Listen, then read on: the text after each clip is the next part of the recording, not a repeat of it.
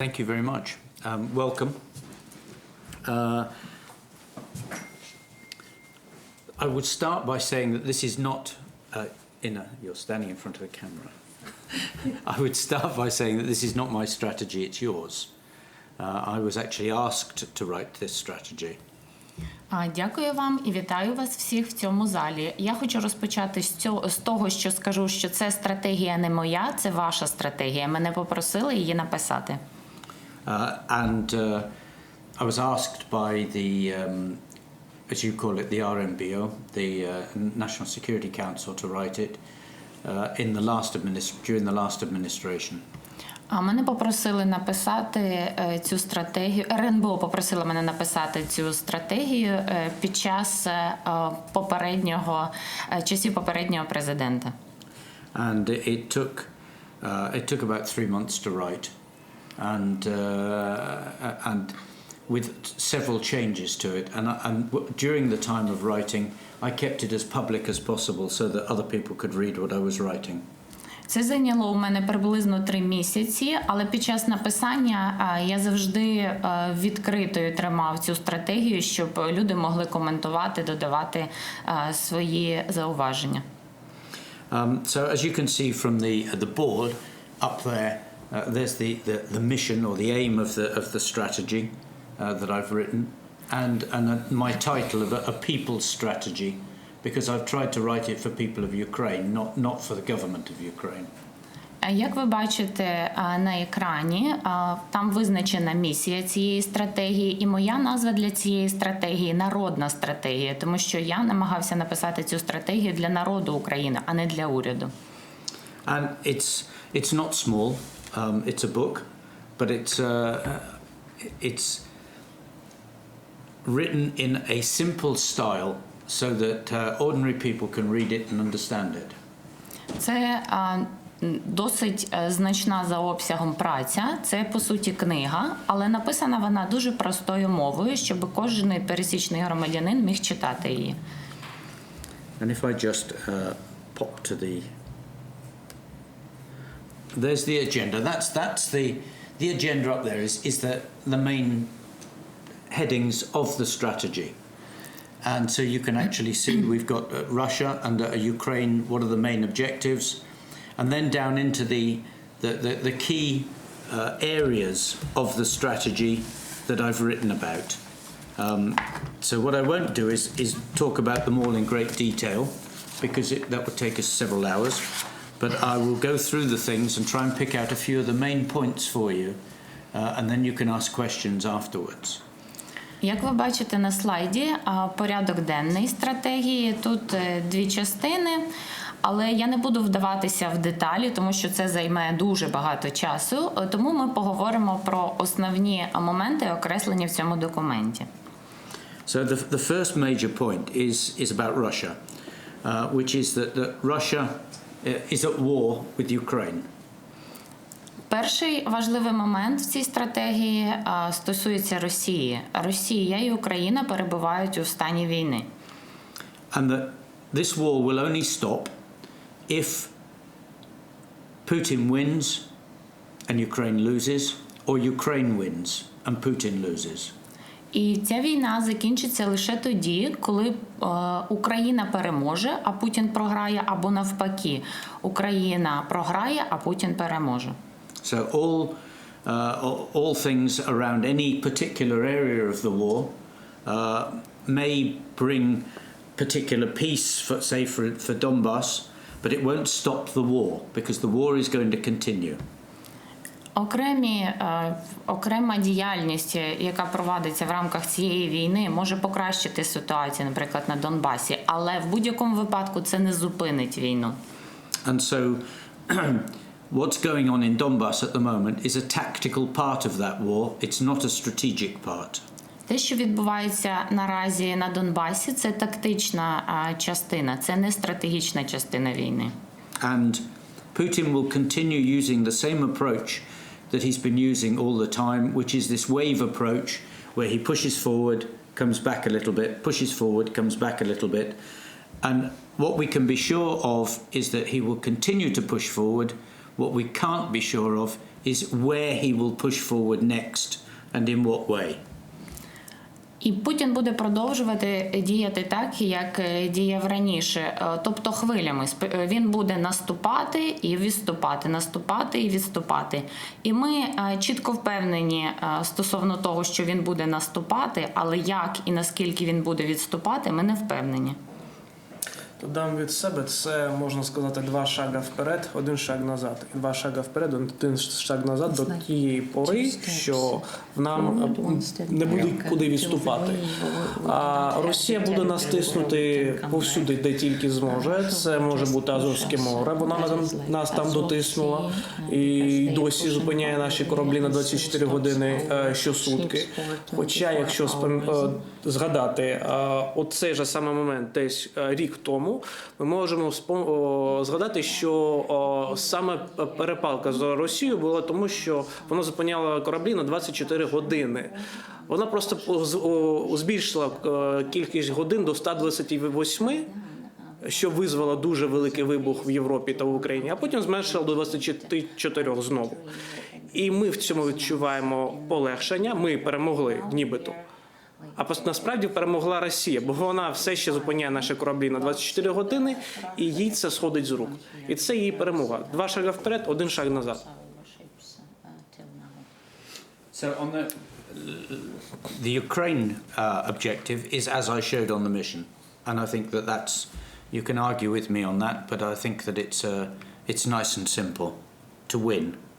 Мета України, як показано в місії, перемогти. Ви можете, звичайно, або сперечатися зі мною, або погодитися зі мною.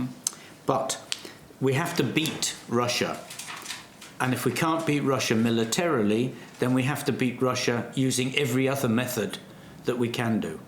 Але ми маємо побороти Росію. Якщо ми не можемо побороти військовими засобами, то потрібно застосувати будь-які інші засоби. Now, this strategy does not go into all the ways of beating Russia. What it does is it talks about all the things we need to do to prepare Ukraine to be able to beat Russia. В цій стратегії не йдеться про те, як побороти Росію. В цій стратегії описані всі можливі способи, щоб досягти спроможності побороти Росію. Because if you don't create the institutions and the tools and prepare people to do things, you can never beat Russia. Якщо ви не підготуєте інституції, а також не знайдете засобів та інструментів для того, щоб подолати Росію, ви ніколи не переможете Росію. So that, as I go through, there are 3 very, very important things that have to change. And the first one is the constitution and the role, or the constitutional role of the president. Є 3 дуже важливих, життєво важливих моменти, на які я звертаю увагу. І перший момент – це Конституція, а також конституційна роль президента. Why? Because simply the Constitution demands that the president is Superman. Чому? Тому що в Конституції написано, що Конституція визначає президента як супермена. We're not living in the Matrix. He cannot do all the things that the Constitution demands that he should do. Ми живемо не в матриці, і тому президент не може виконувати все, що від нього вимагає Конституція. Nor can he build a president's administration that does all the things that all the rest of government should do. А також він не може побудувати адміністрацію президента, яка буде виконувати всі функції, які інші органи влади виконують. So instead of centralization creating a strong government, it actually creates a weak and dysfunctional government. І замість створення сильного уряду створюється слабкий уряд, який не може виконувати свої функції. So within these things, one of the things that is quite clear to me is that we need, and I'm going to call it strategic patience. І одне, що мені чітко зрозуміло, це те, що нам всім потрібно, це стратегічне терпіння, як я це називаю. We have to play on Putin and Russia's weaknesses. Ми повинні зіграти на слабких сторонах Росії та Путіна. And there are many of them. І їх існує досить багато. And we have to put Putin under daily stress. І нам потрібно тримати Путіна в щоденному стресі. Whether that's diplomatic, legal, financial, there are lots of means and we have to use them all. Чи то дипломатичний, чи то юридичний, чи фінансовий, або будь-які інші засоби, які ми можемо використати.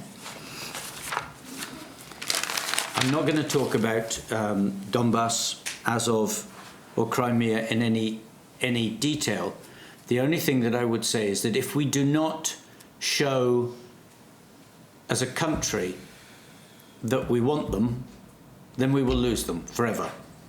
Я не буду в деталях говорити про Донбас, Азов або Крим, але якщо ми як країна не покажемо, що нам потрібні ці території, ми, звичайно, втратимо їх.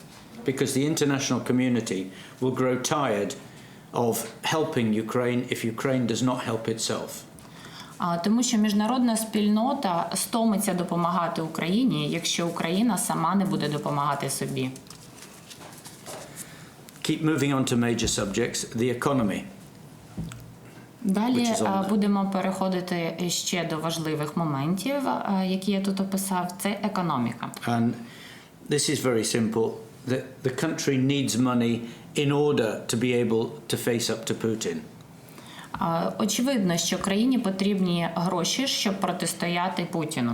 And a big part of this, of the economy, is changing the bureaucracy of government. І значна частина економіки сприяє зміни бюрократичного апарату уряду. Now, one of my friends has actually written, colleagues has written in the back part of here, of economic measures that need to be taken. Один з моїх колег в додатках написав стосовно економічних засобів, які потрібно вжити. But then we come back to the second big point, because it's very much linked to the economy, which is the rule of law and the courts. І також звертаємося до другого важливого аспекту – це верховенство права і суди. Because people will not invest in a country if they believe that they're going to lose their money because the legal system around business is not strong enough. Люди не будуть вкладати гроші в країну, якщо вони не будуть впевнені, що юридична система працює ефективно. Partly also linked to this is also the SBU. Частково також сюди залучене СБУ, who are interfering in business on a regular basis. Які постійно втручаються в бізнес. In fact, even last week I was briefed by one of the defense firms about bad practices of the SBU. На минулому тижні буквально мені розповіло одне оборонне підприємство стосовно не зовсім коректної діяльності СБУ. And the last two things on economy that I will mention are just that the government must spend more money on research and development. І ще два аспекти, які хочу згадати стосовно економіки. Те, що уряд повинен витрачати значні кошти на дослідження. And also protect startups and small and medium enterprises. А також на стартапи та мас-медіа. Social aspects. First of all is the rule of law, which I've mentioned, and then oligarchs. The power of oligarchs has to be reduced. Соціальні аспекти – це верховенство права, яке я вже згадав, а також олігархи. Повноваження та вплив олігархії має бути зменшений. And these things are important because if the country is to actually to be able to beat Putin, then it has to be a democratic country. І ці аспекти важливі, тому що країна для того, щоб подолати Путіна, має бути дійсно демократичною. And the sort of the activities of things like the government lying to the public has to stop. І така діяльність, як діяльність уряду стосовно громадськості має бути зупинена. And we saw this very much with the last government on things like we're 90% ready for NATO.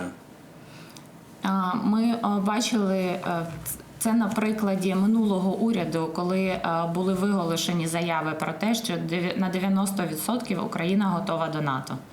And part of society, an important part of society, is the need to improve education. І частиною суспільства, освіченості суспільства є обізнаність стосовно НАТО. NATO. Okay. And linked to this, and really strong point that I would make is the need to support volunteers and activists in the country, because if Putin ever does anything serious, again in terms of fighting, more than just Donbass, then it will be the volunteers and activists who are the people that save the country. І ще одне пов'язане з цим аспект – це волонтери та активісти. Тому що якщо Путін буде вдаватись знову до якихось дій, то це будуть саме волонтери та активісти, які спасуть суспільство. Now at this stage you might actually say this just seems like a list of things that need to be done and it's a long list. The answer is yes, it is a long list. На даному етапі можна сказати, що це перелік того, що потрібно зробити, і це досить довгий перелік. But it's a list that is vital for the development of the country to make it strong enough to face Russia. Але цей перелік життєво важливий для того, щоб країна стала сильнішою, для того, щоб протистояти Росії. The next subject I want to talk about I've written about is the organization of government. І наступне питання, яке я хочу підняти, це організація, уряд. Now I've mentioned the president's administration, that it has to become a strategic organization, not a tactical organization trying to do day-to-day work. Адміністрація президента повинна бути стратегічною організацією, а не тактичного рівня, яка задіяна в щоденній просто діяльності. But in terms of facing Russia, the biggest problem is with the National Defense and Security Council, National Security and Defense Council. Але стосовно протидії Росії важливу роль має відігравати РНБО, і тут є проблеми певні. Both in its position where it sits in the government or not. Незалежно від того, чи вона буде входити до складу уряду чи ні. And its structure, it's not fit for purpose. It cannot do the job that people want it to do. А також призначення цієї організації, вона не може виконувати роботу, яка потрібна людям. And in consequence, there is no coordinated work of facing Russia, because that should be done by the National Council, but they can't do it because they don't have the people or the structure. І як результат немає скоординованої роботи щодо протидії Росії, тому що РНБО не виконує ці функції. And if I say they need to be able to do three things. They need to be able to manage operations for the whole country. І я хочу сказати, що їхня робота має заключатись в трьох функціях. Вони мають керувати операціями. They need to have a central point for intelligence. Також має бути центральний пункт для розвідки. Not just secret intelligence, but all intelligence, especially all the open source intelligence coming from Russia. Не тільки закритої дуже розвідувальної інформації, але різних джерел розвідувальної інформації стосовно того, що стосується Росії. And they need to have a team or an organization to manage hybrid warfare against Russia. А також вони повинні мати команду, яка буде протистояти в гібридній війні Росії.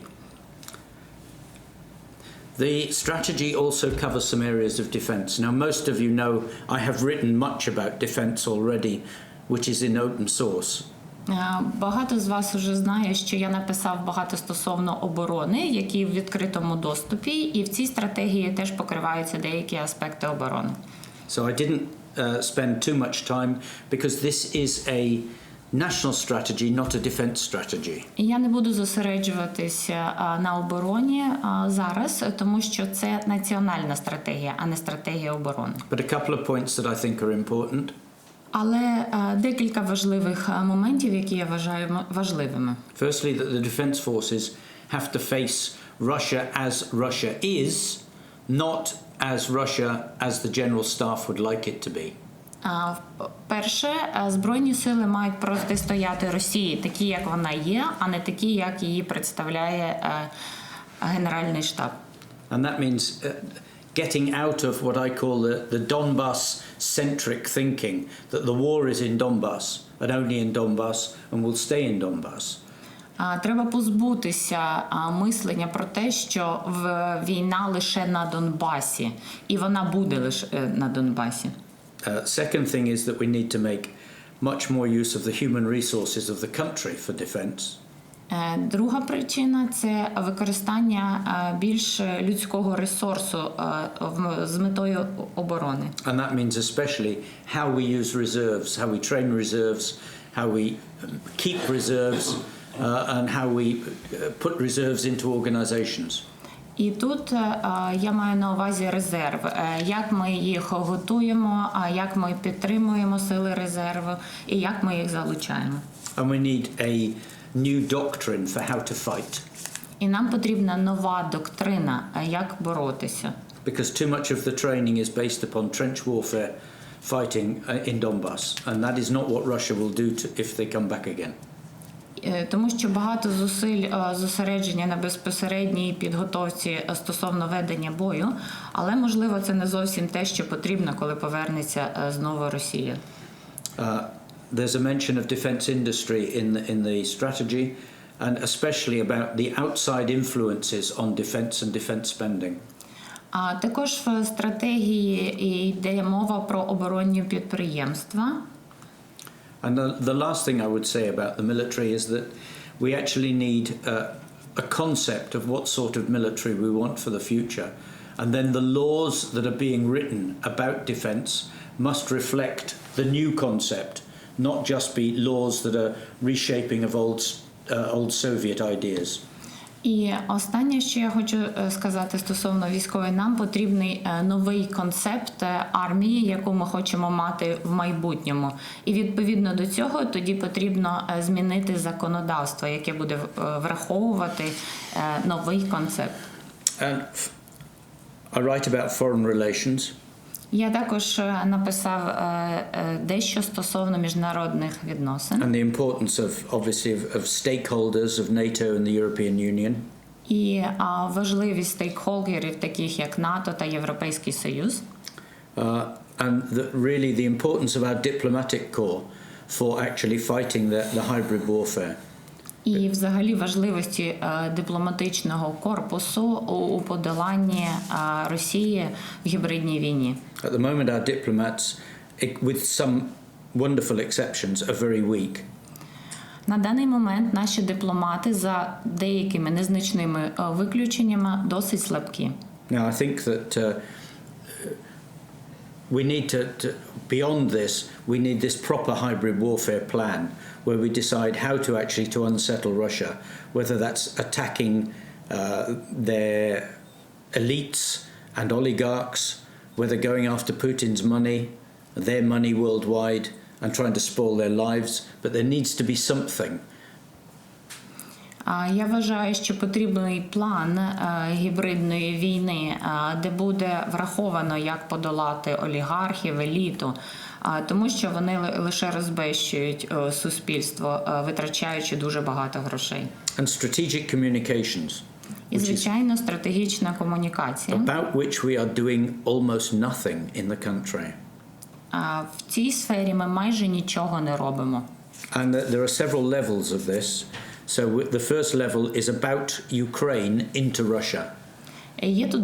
Існує тут декілька рівнів. Перший – це стосовно України по відношенню до Росії. Dealing with Russian strategic communications into Ukraine. А також використання стратегічних страткому по відношенню в Росії по відношенню до України. And it's still, I think, bizarre that after 6 years of war, that the leading people doing this are still NGOs, that government has still not actually started doing something. І я вважаю недоречним, що після 6 років війни це якраз не урядові організації, які займаються цим, а не уряд. But we need also strategic communications about Russia into Russia. Але нам також потрібна стратегічна комунікація стосовно Росії в Росії. To make sure that as much of the Russian public as possible understands exactly the lies and untruths that they are being told by their own government into their own country. Щоб переконатися, що громадяни Росії усвідомлюють і розуміють всю неправду, яку російський уряд розповідає їм стосовно України. I have many recommendations. I'm not going to go through them all. They're in here. You can read them. У мене є багато рекомендацій, але не буду на всіх їх зупинятися. Ви можете їх прочитати у документі. But if I look at it in 3 ways, the first one is that we need to take the war to Russia by hybrid means. Але я хочу виділити 3 моменти. Перше, ми маємо сприймати Росію, ми маємо сприймати війну з Росією в гібридній війні, протидіяти їм на гібридному полі. The second one is we need to make changes to the way we work and the organization, especially the National Security and Defense Council. Також нам потрібно змінити спосіб, у який ми працюємо, особливо це стосується організації РНБО. Because if the government organization is dysfunctional, then everything that it does is also dysfunctional. Тому що якщо урядова організація не діє належним чином, то і все решту не є дієвим. And the third thing is the development of civil society and the economy in the country to make that as strong as possible, so that it becomes stronger than anything that Russia can ever deal with. А також розвиток громадянського суспільства і економіки для того, щоб країна стала сильною і могла протистояти Росії. That's me. Have you any points you want to make? No. People. Thank you. Дякую вам за увагу. Questions, please. Many. Давайте запитання. І я ще хотіла коротенько сказати, що стратегія національної безпеки та оборони є на сайті Українського інституту майбутнього, тому можете його знайти. А якщо не знаєте, то звертайтеся, я скажу або дам посилання. Запитання, будь ласка. Hello, my name is Vladimir. I am head of Eternal Ukraine NGO, and my question about world after 2014, because after 2014 we understood that every nuclear country can fight against smaller country, non-nuclear country. Moreover, if we disarm ourselves, we can't fight against power of stronger. It means that in the world we have only now we hear only disturbance, high disturbance about situation in Ukraine, but as a fact we have war in Ukraine. And my question is, what will be if International Court of UN decided that Russia support terrorism because Russia is member of Security Council of UN? What will be next? What will do civilized countries in the world? How to react to aggression, how to return rule of power.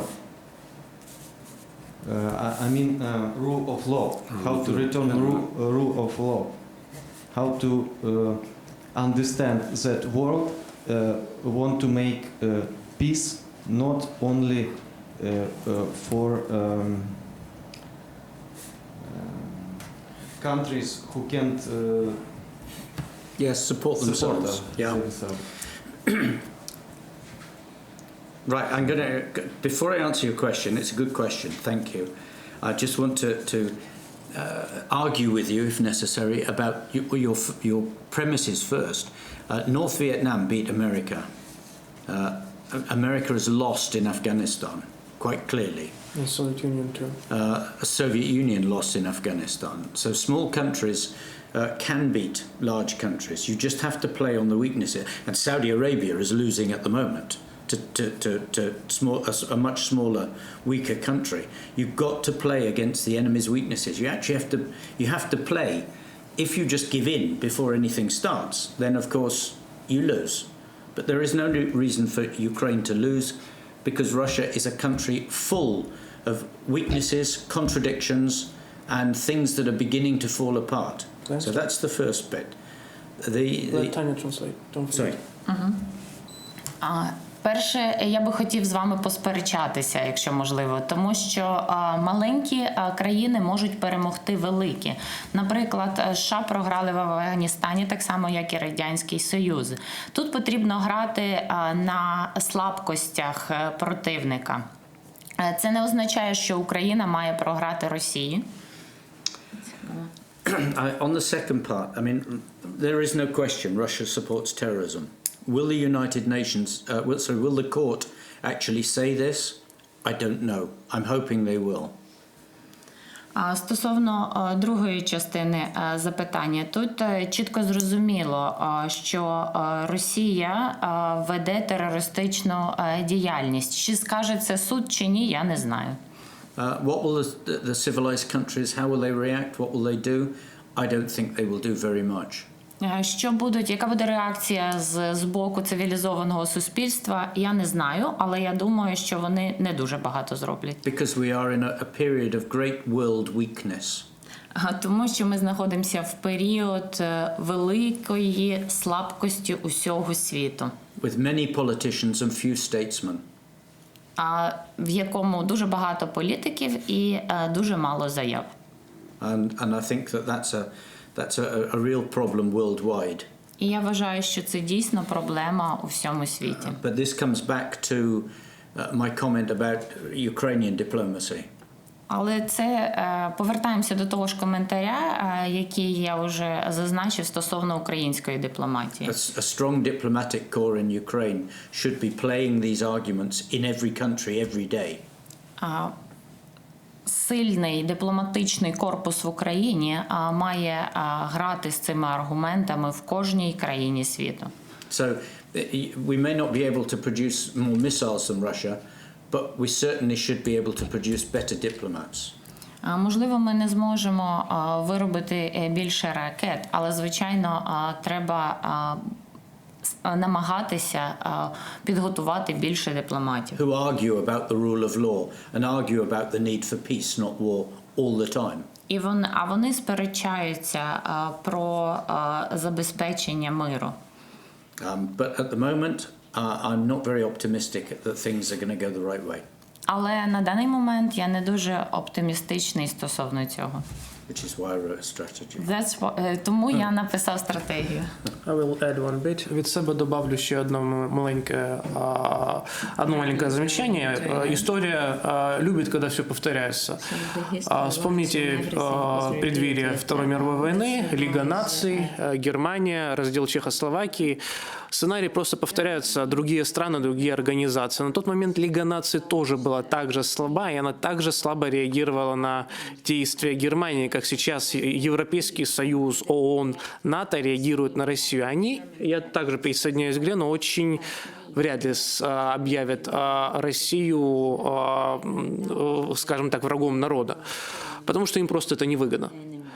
Если мы говорим о других странах и о их реакции, не стоит говорить вообще когда-либо упоминать в политике слово «справедливость» и говорить, что мы слабы, и поэтому нас нужно защищать. Вспоминайте постоянно интересы каждой державы особисто. Каждая держава лично будет охотиться за своим интересом. Если интерес поддержания взаимоотношений с Россией выше, чем интерес защиты Украины, то они будут поддерживать экономическое отношение с Россией. И если они теснят Россию санкциями, то это не потому, что Россия, не только потому, что Россия нападает на Украину, но и потому, что они преследуют свои какие-то интересы. Это неприятно слышать, но это правда, и Украина должна это понимать, если она хочет победить в этой войне. Next question. Наступне запитання. Short question about Budapest Memorandum. Ой. Is it possible to use against Russia? Давайте я сразу отвечу на этот вопрос. Смотрите, мы просто, почему у меня такая реакция, потому что в течение последних 3 лет я с Гленом часто спорил на эту тему, и мы в итоге, меня побили, скажем так, аргументами. Мне объяснили, что Будапештский меморандум никоим образом нас не защищает.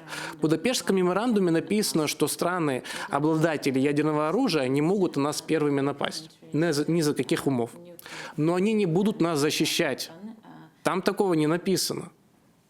Просто нужно прочесть внимательно Будапештский меморандум. Я тоже не знал, пока с ним не поспорил. Да, это опять же неприятно, но это правда. Є ще Хельсінська конвенція про безпеку, також інші міжнародні документи, які підписувалися. Тобто це є Будапештський меморандум є лише частиною міжнародної системи безпеки. Now it's up to you, because I didn't... It is part of the international security system, and it failed. And it failed because Russia is trampling over every convention that she's got.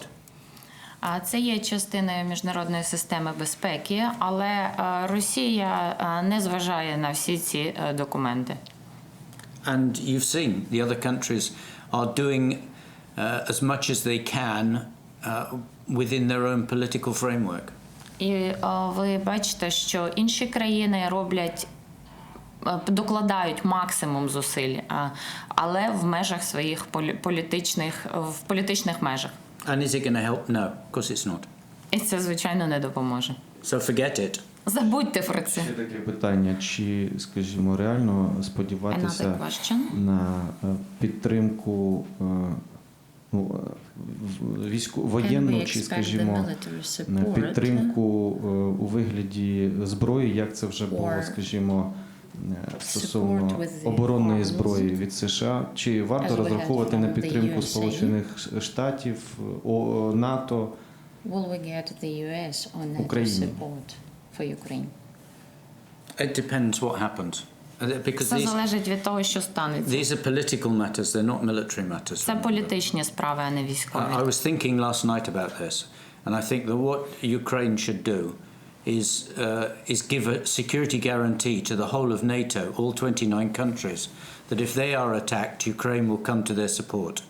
Я думав про це минулого вечора, і я думаю, що Україна має надати гарантію країнам НАТО, всім 29 країнам, стосовно того, що якщо на них нападе Росія, то і Україна їх підтримає. Because they would have to sign that if they join NATO, so why not do it now? Тому що все рівно цю угоду доведеться підписати, коли Україна приєднається до НАТО, то чому б не зробити це зараз? So you put the moral option onto everybody else. Тобто у вас є моральний вибір. But at the same time, they have announced so long ago that in case if Russia attacks countries of Balkan, they might not give an aid to them because it will take them too long to prepare. No, that's not a NATO view. If it's in NATO, they will come. because NATO as an organization will start making things happen, even if countries don't move themselves. But you have to. This is part of the hybrid warfare. How do you beat NATO? How do you get NATO on side? Beat it morally. НАТО стверджує, що якщо відбудеться напад, Іраклій згадав стосовно балканських країн, и... Давай я сам это приведу. Получается, не так давно НАТО заявило, что если Россия нападет на страны Балканского полуострова, Балтийские страны. До Балканским еще идти. Да, простите, до Балтийского полуострова, то им понадобится где-то недели 3, чтобы собраться и прийти туда.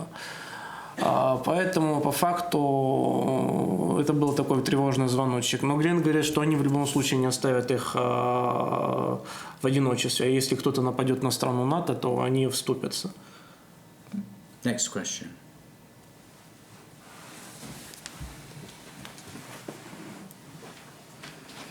Андрій, в мене кілька запитань. Перше, ви згадали тільки РНБО, це дорадчий орган. Тобто, чи є необхідно там зміни в нас все-таки в управлінні армією і урядом? Бо питання, як казав класик, для війни необхідні основні ресурси – це гроші, гроші і ще раз гроші. So you've mentioned just NSDC, which is advisory organization. Is it necessary to change this very organization? Because as the classic states, so for war we need money, money and money.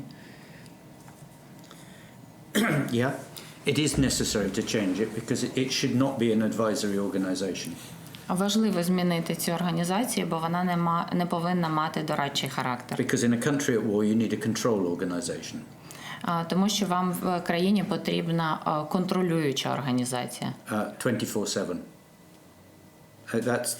That is fundamental. That is fundamental for organization because you have so many different organizations in the country working that there must be one control organization. That cannot be the president's administration because the president's administration has a totally different function. It can't be doing day-to-day running of something.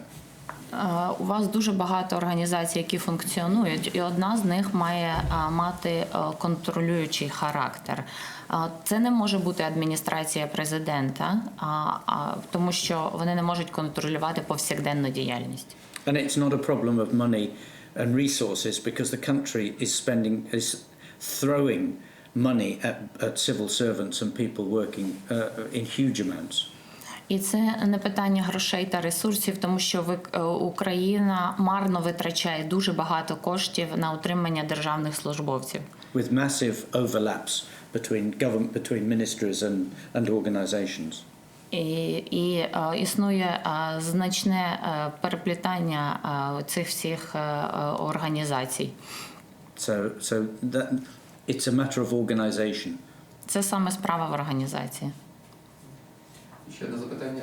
Ви згадували армію, а в період 2014 року були великі зусилля добровольців, тобто яке би мало бути співвідношення, армія згадувалася в якості резерву, тобто там резерв армійський. Тобто чи є необхідність створення в Україні сил територіальної самооборони, які би могли би бути більш динамічні і приймати рішення на місцях? Дякую. So you've mentioned army in terms of reserve. Is there any need to create territorial defense forces? You need to look at this in 2 or 3 different ways. I mean, first of all, if you start spending money on territorial defense forces, that money has to come from the main force. If you're going to beat Russia, you need to beat Russia firstly with proper, well-organized brigades and a proper air force and a proper navy. A territorial defense is really something of last resort. And you have to be careful in a way because if you start working towards the solution of last resort, you're effectively saying that the rest of it isn't going to work properly. Our first task, first priority has to be to create fundamentally stronger brigades and air force and navy because that is what Russia is going to be most frightened of. The trouble is with territorial defense is that territorial defense cannot fight against regular forces because it doesn't have the artillery, the engineers and anything else. And what will happen is what Russia does in Syria, for example. You just go and you just completely trash the environment. You kill all the women, children, hospitals. And at that point it becomes very difficult for a territorial defense to fight. It's no longer territorial. It has to move from the territory to fight somewhere else. And does it take wives and children with it? You answer me. Look at what's happened. And Grozny. I mean, this is Grozny. Russia will trample over territorial defense. What territorial defense can do is support brigades. It can support brigades in many ways, whether that's transport, guarding when they're on operations, just making sure that things work better at home, looking after wives, families, whatever. So there's lots of things that a territorial organisation can do. But expecting them to be a combat fighting force is a pipe dream. I'm sorry, but it really is. There's no evidence that this will work against Russia anywhere. Ви маєте пам'ятати, що якщо буде мова йти про створення сил територіальної оборони, то це ресурси фінансування будуть витрачатися забиратися від регулярних сил. Але сили територіальної оборони, звичайно, не можуть протистояти регулярним військам. Головна мета тут створити потужну армію, а також, наприклад, флот і повітряні сили. І приклад Сирії приводиться, що коли зачищається фактично територія, вбивають мирне населення, жінок і дітей, то сили територіальної оборони, звичайно, не можуть протистояти такій армії. Єдине, що можуть зробити сили територіальної оборони, це допомагати регулярній армії в виконанні їхніх завдань.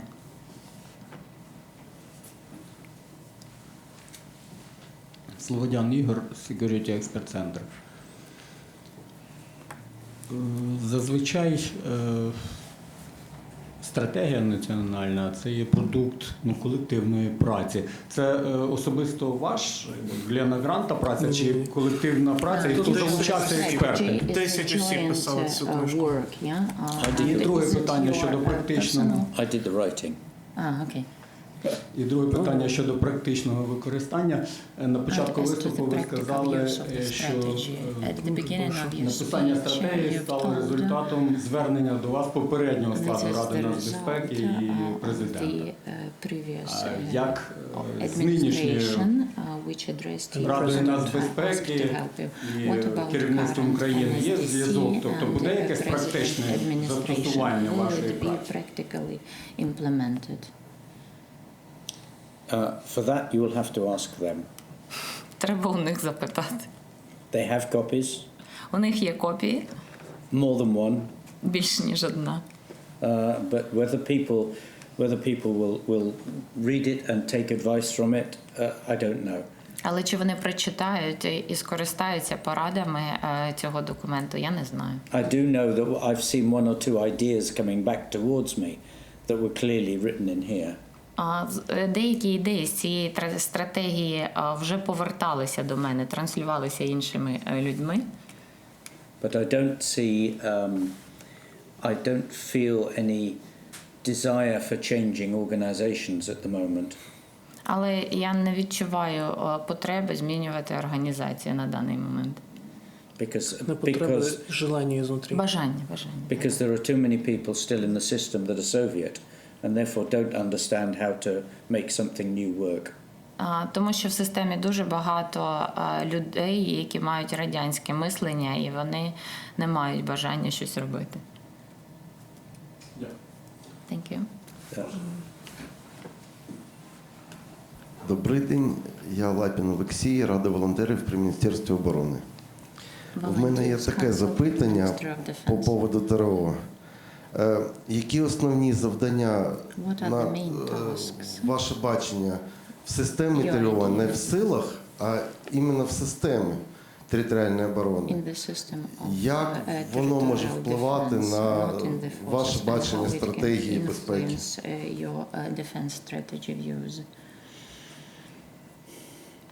Okay, I think that in my head that we need to look at